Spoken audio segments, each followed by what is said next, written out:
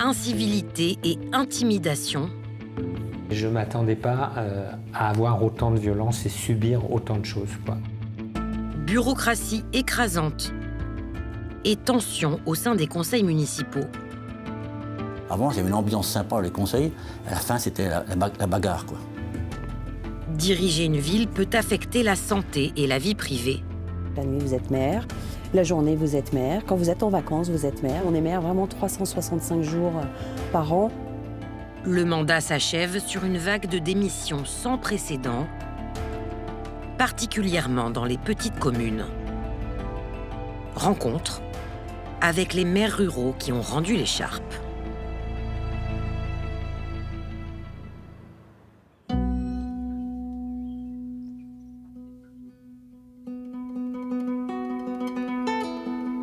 J'ai été maire donc depuis avril 2014. J'ai remis ma lettre de démission au préfet et elle a été acceptée le 28 janvier 2026. Au cœur du Jura, Montfleur, un petit village où le calme n'est qu'apparence. Alors ça, c'est toutes les dépôts de plainte, les comptes rendus de gendarmerie et les lettres de menaces, soit par mail, soit des copies donc, de messages vocaux. Là, c'est une lettre où c'est marqué « Je vous avais prévenu en vous disant qu'il fallait vous méfier de moi. Je pars au combat et sur mon char d'assaut, il n'y a pas de marche arrière. Et quand je fais la guerre, il n'y a pas de prisonniers. » Donc ça, c'est un habitant de Montfleur qui me l'a envoyé. Victime de menaces et d'intimidations, Jean-Claude Nevers est même réveillé au milieu d'une nuit de janvier 2023. Sa mairie est en flammes. Il y a 2 départs de feu. On a la preuve comme quoi c'est criminel. Mais la première chose aussi que j'ai faite, c'est d'ouvrir la porte parce que je savais où il y avait des extincteurs, mais j'ai été obligé de refermer très très vite puisque c'était rempli de fumée, mais je l'ai très très mal vécu. J'en ai pleuré.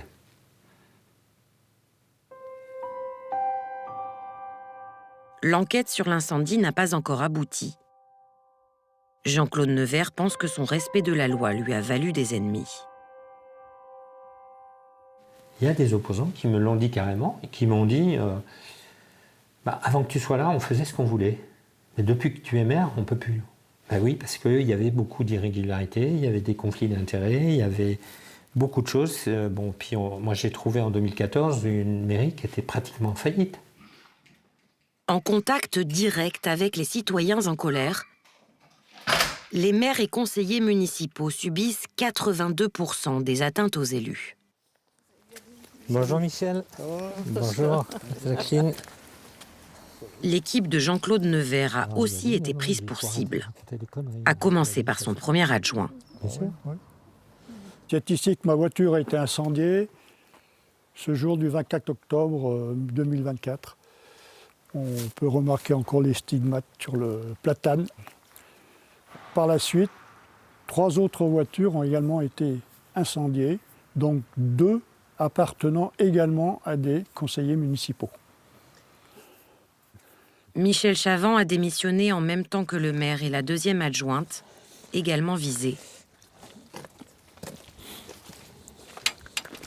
C'est la tombe de mon mari, qui donc a été taguée et décellée. La stèle derrière a été enlevée, posée à terre. Il y avait des tags avec des cibles. Ça a été très très difficile à encaisser, hein, franchement.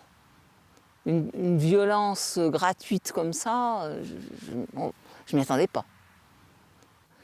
Les auteurs des dégradations restent inconnus.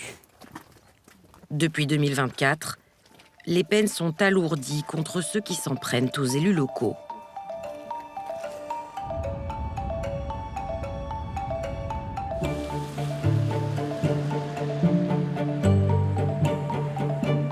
Alors ça, c'est mon arrière-grand-père, arrière-arrière-grand-père, en 1910, qui était maire quelques années. Mon grand-père Jean, qui était maire pendant 10 ans. Mon père, qui arrive un peu après, qui a été maire pendant 35 ans, il s'appelait Jacques. Et moi, Jean-Jacques, pendant 15 ans. le dernier. En 2023, Jean-Jacques Noël démissionne de la mairie d'un village qu'il a vu changer. Alors à la fois du temps de mon père et de mon grand-père, il y avait le cœur du village, il y avait l'ancienne scierie, il y avait une boulangerie, il y avait plusieurs commerces, plusieurs bars, plusieurs restaurants. Et au fur et à mesure du temps, le cœur du village lui-même est un peu désertifié. J'aurais adoré qu'il y ait un bistrot dans le village, qu'on puisse se retrouver, discuter, ou un lieu de vie. On appelle maintenant les lieux de vie, il y a une bibliothèque, il y a un lieu d'échange, il y a des services où tout le monde se retrouve. Aujourd'hui, il n'y a plus ça dans le village, il n'y a plus de lieu névralgique où les gens se retrouvent. À la campagne, les liens se distendent au fil des générations. La lassitude bureaucratique plombe le quotidien des maires ruraux. On n'a plus le rapport humain réel avec les gens. C'est des dossiers de dossier à dossier. On en remplit des tonnes. Avec la préfecture, ça n'arrête jamais. Il faut remplir des pages et des pages et des pages. Et les normes changent tout le temps. C'est insupportable.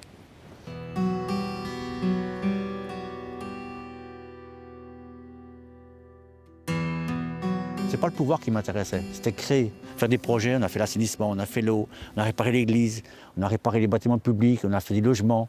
On a fait un tas de projets qu'on a menés à leur terme. Et j'étais fier de ça. Mais le climat politique se crispe et entrave sa motivation. Et j'ai démissionné en 2023 suite à un désaccord profond avec 2 ou 3 conseillers qui m'ont harcelé. Les conflits au sein du conseil municipal, la raison numéro 1 qui pousse les maires à la démission. Aujourd'hui, Jean-Jacques Noël retrouve une vie apaisée, loin de la politique. Au bout de 2 ans maintenant, j'ai pris un rythme qui est beaucoup plus calme et je suis plus serein, plus tranquille. Je me réveille, je déjeune et après je viens passer 1 heure avec mes bestioles. Ça fait du bien.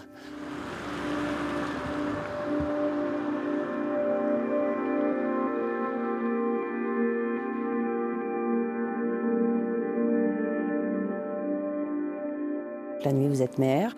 La journée, vous êtes maire. Quand vous êtes en vacances, vous êtes maire. En week-end, vous êtes maire. On est maire vraiment 365 jours par an. Et la charge mentale, elle est là. En 2020, Sophie Rivens devient la première femme maire des Adrets, un village au creux des Alpes. Une fierté pour ses filles. Comme ça, et puis après, t'épluches un peu. Et un sacrifice à la fois. Elle était tout le temps sur son téléphone. Quand on lui parlait, elle nous répondait vaguement ou elle nous répondait pas. On lui posait des questions, elle nous répondait pas. Et que ce soit pour les câlins ou quoi, c'était tout le temps papa, jamais maman. Parce qu'on a l'impression de la déranger. Enfin, moi, j'avais l'impression de te déranger, en tout cas. Je me souviens d'une fois, et là, ça a été un gros déclic quand même en termes de réflexion par rapport à ma démission. C'est que j'étais avec les filles. Donc on était toutes les 3 à la maison et il y avait un souci, style, je sais plus ce que c'était, ou un petit bobo ou un petit truc. J'étais juste à côté et en fait elles ont appelé leur père.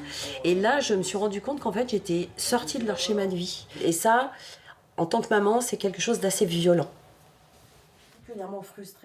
Comme de nombreux maires, elle cumule alors ses fonctions d'élu et son travail, cadre hospitalière de nuit.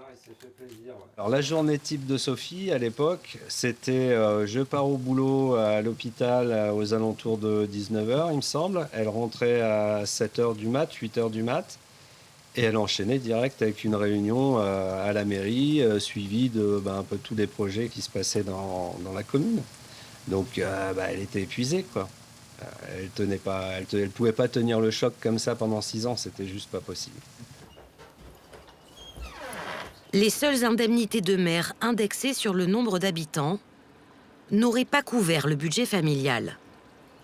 Un revenu insuffisant pour quitter son travail à l'hôpital et se consacrer exclusivement à la mairie.